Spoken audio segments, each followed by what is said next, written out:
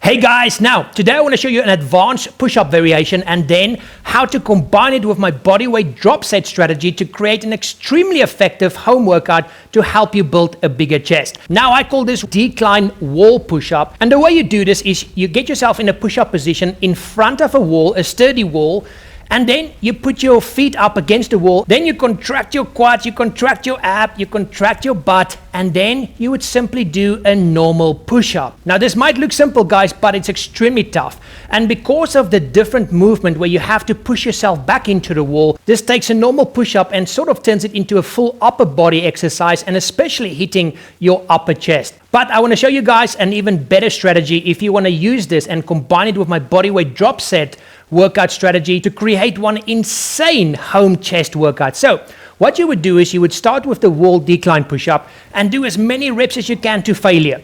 Then when you can't do any more, you drop down to a normal push-up, again go to failure, and then you will do one more drop set all the way down to knee push-ups, and once again to failure.